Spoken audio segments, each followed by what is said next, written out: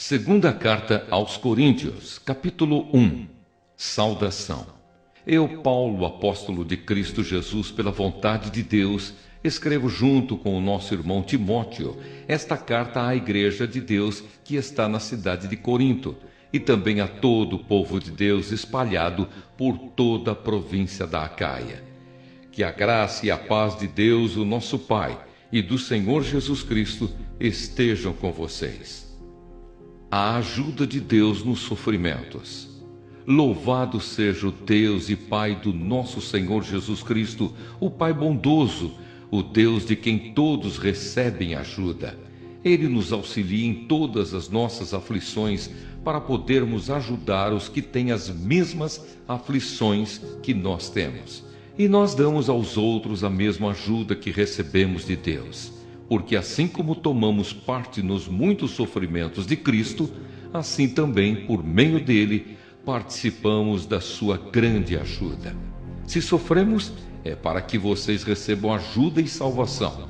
Se somos ajudados, então vocês também são e recebem forças para suportar com paciência os mesmos sofrimentos que nós suportamos. Desse modo, a esperança que temos em vocês está firme, pois sabemos que, assim como vocês tomam parte nos nossos sofrimentos, assim também recebem a ajuda que Deus dá.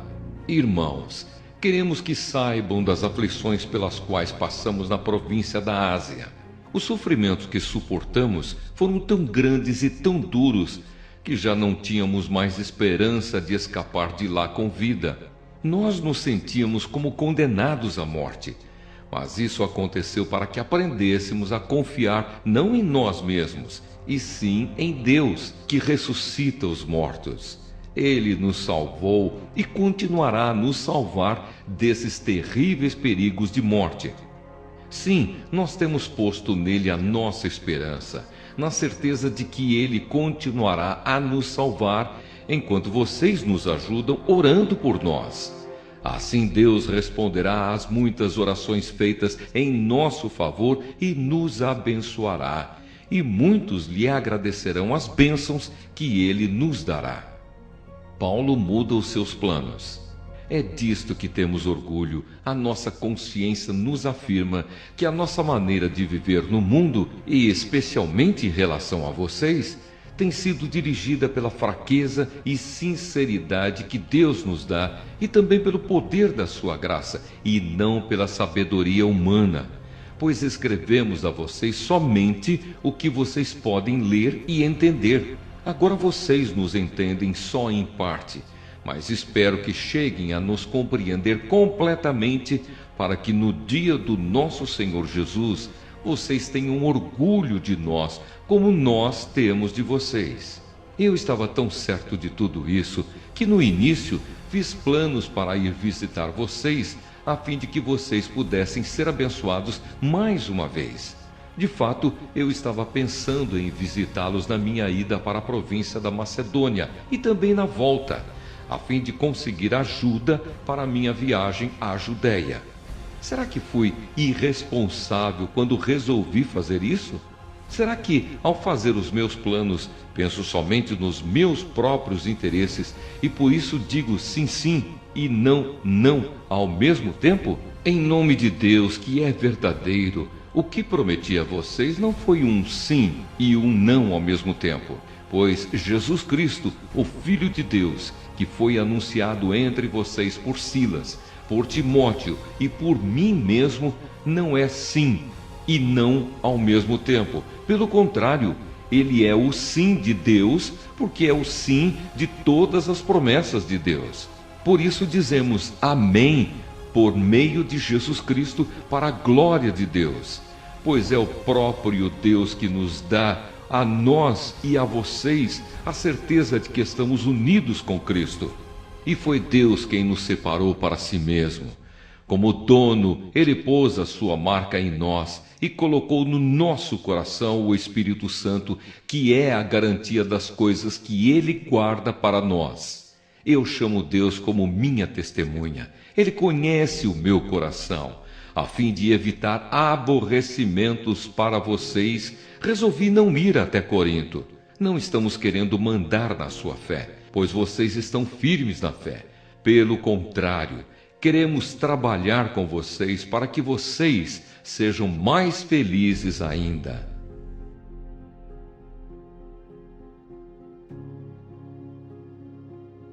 Segunda Carta aos Coríntios, capítulo 2. Portanto, para não entristecê-los de novo, eu resolvi não ir ver vocês. Pois se eu entristeço vocês, então quem vai me alegrar? Somente vocês a quem tenho entristecido. Foi por isso que escrevi aquela carta. O motivo foi que eu não queria ir e ser entristecido pelas próprias pessoas que deveriam me alegrar. Pois eu tenho a certeza de que, quando estou feliz, vocês todos também estão. Eu escrevi aquela carta muito preocupado e triste e derramando muitas lágrimas. Porém, não escrevi para fazer com que vocês ficassem tristes, mas para que soubessem do grande amor que tenho por todos vocês. O perdão para o arrependido. Mas se alguém fez com que alguma pessoa ficasse triste, não fez isso a mim, mas sim a vocês, ou pelo menos a alguns de vocês. Escrevo assim para não ser muito duro com esse homem. Basta o castigo que a maioria já deu a ele. Agora vocês devem perdoá-lo e animá-lo para que ele não fique tão triste que acabe caindo no desespero. Por isso peço que façam com que ele tenha a certeza de que vocês o amam. E foi por isso também que escrevi aquela carta. Eu queria pôr vocês à prova e saber se estão sempre prontos a obedecer aos meus ensinos. Quando vocês perdoam alguém, eu também perdoo. Porque quando eu perdoo, se é que de fato tenho alguma coisa a perdoar, faço isso por causa de vocês, na presença de Cristo, a fim de que Satanás não se aproveite de nós, pois conhecemos bem os planos dele. A preocupação de Paulo em Troade. Quando cheguei à cidade de Troade para anunciar o Evangelho de Cristo, vi que o Senhor me havia aberto o caminho para o trabalho ali. Mas eu estava muito preocupado porque não tinha conseguido encontrar o nosso irmão Tito. Por isso me despedi dos irmãos dali e fui para a província da Macedônia. Vitória por meio de Cristo. Mas dou graças a Deus porque, unidos com Cristo, somos sempre conduzidos por Deus como prisioneiros no desfile de vitória de Cristo. Como um perfume que se espalha por todos os lugares, somos usados por Deus para que Cristo seja conhecido por todas as pessoas. Porque somos como o cheiro suave do sacrifício que Cristo oferece a Deus, cheiro que se espalha entre os que estão sendo salvos e os que estão se perdendo. Para os que estão se perdendo, é um mau cheiro que mata, mas para os que estão sendo salvos, é um perfume muito agradável que dá vida. Então, quem é capaz de realizar um trabalho como esse? Nós não somos como muitas pessoas que entregam a mensagem de Deus como se estivessem fazendo um negócio qualquer. Pelo contrário, foi Deus quem nos enviou e por isso anunciamos a sua mensagem com sinceridade na presença dele, como mensageiros de Cristo.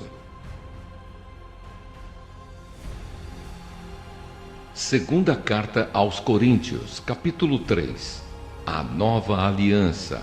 Quando dizemos isso, será que estamos começando a nos elogiar a nós mesmos?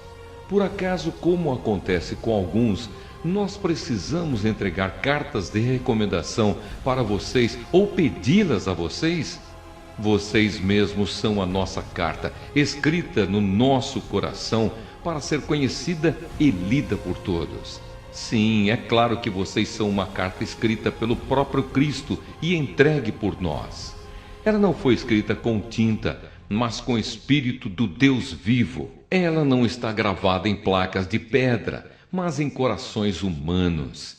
Dizemos isso por causa da confiança que temos em Deus por meio de Cristo. Em nós não há nada que nos permita afirmar que somos capazes de fazer esse trabalho, pois a nossa capacidade vem de Deus. É Ele quem nos torna capazes de servir à nova aliança que tem como base não a lei escrita, mas o Espírito de Deus. A lei escrita mata, mas o Espírito de Deus dá a vida. Quando a lei que traz a morte foi gravada em placas de pedra, a glória de Deus apareceu e o rosto de Moisés ficou brilhando. O brilho do seu rosto já estava desaparecendo quando ele entregou as placas ao povo de Israel. Mas mesmo assim, esse brilho era tão forte que os israelitas não podiam fixar os olhos em Moisés. Se o domínio da lei veio com tanta glória, quanto maior ainda é a glória que acompanha o domínio do Espírito de Deus. A lei que condena as pessoas teve glória, porém muito mais glória tem o Espírito que traz a salvação. Pois a glória que antes era tão grande não é mais nada por causa da glória de agora, que é muito maior. De modo que, se houve glória naquilo que durou somente um pouco de tempo, muito mais glória tem aquilo que dura para sempre.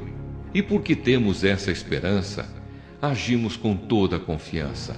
Nós não fazemos como Moisés, que cobria o rosto com um véu para que os israelitas não pudessem ver que o seu brilho estava desaparecendo. Mas eles não queriam compreender, e até hoje, quando eles leem os livros da antiga aliança, a mente deles está coberta com o mesmo véu. E esse véu só é tirado quando a pessoa se une com Cristo. Mesmo agora, quando eles leem a lei de Moisés, o véu ainda cobre a mente deles. Mas o véu pode ser tirado, como dizem as Escrituras Sagradas. O véu de Moisés foi tirado quando ele se voltou para o Senhor. Aqui a palavra Senhor quer dizer o Espírito, e onde o Espírito do Senhor está presente, aí existe liberdade. Portanto, todos nós, com o rosto descoberto, refletimos a glória que vem do Senhor. Essa glória vai ficando cada vez mais brilhante e vai nos tornando cada vez mais parecidos com o Senhor, que é o Espírito.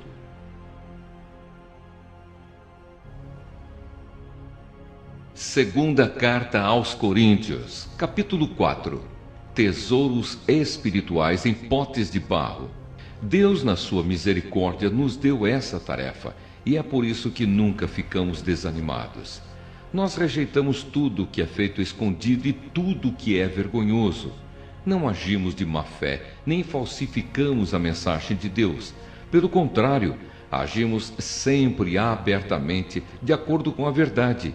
E assim as pessoas têm uma boa impressão de nós que vivemos na presença de Deus. Porque se o evangelho que anunciamos está escondido somente para os que estão se perdendo.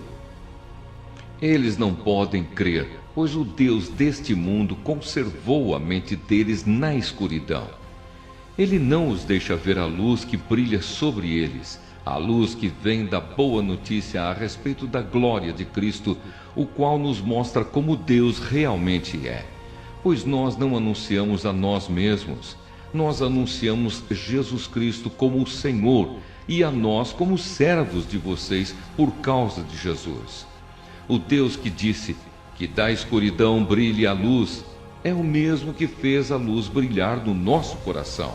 E isso para nos trazer a luz do conhecimento da glória de Deus que brilha no rosto de Jesus Cristo. Porém, nós que temos esse tesouro espiritual, somos como potes de barro, para que fique claro que o poder supremo pertence a Deus e não a nós. Muitas vezes ficamos aflitos, mas não somos derrotados.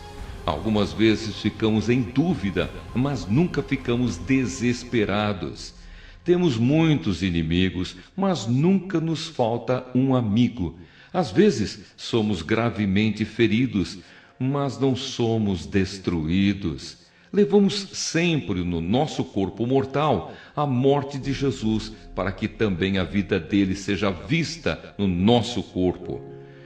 Durante a vida inteira estamos sempre em perigo de morte por causa de Jesus, para que a vida dele seja vista neste nosso corpo mortal. De modo que a morte está agindo em nós e a vida está agindo em vocês. As Escrituras Sagradas dizem: eu criei e por isso falei. Pois assim nós, que temos a mesma fé em Deus, também falamos porque cremos, pois sabemos que Deus, que ressuscitou o Senhor Jesus, também nos ressuscitará com Ele e nos levará, junto com vocês, até a presença dEle. Tudo isso aconteceu para o bem de vocês, a fim de que a graça de Deus alcance um número cada vez maior de pessoas e estas façam mais orações de agradecimento para a glória de Deus. Viver pela fé. Por isso nunca ficamos desanimados. Mesmo que o nosso corpo vá se gastando, o nosso espírito vai se renovando dia a dia. E essa pequena e passageira aflição que sofremos vai nos trazer uma glória enorme e eterna, muito maior do que o sofrimento, porque nós não prestamos atenção nas coisas que se veem, mas nas que não se veem, pois o que pode ser visto dura apenas um pouco, mas o que não pode ser visto dura para sempre.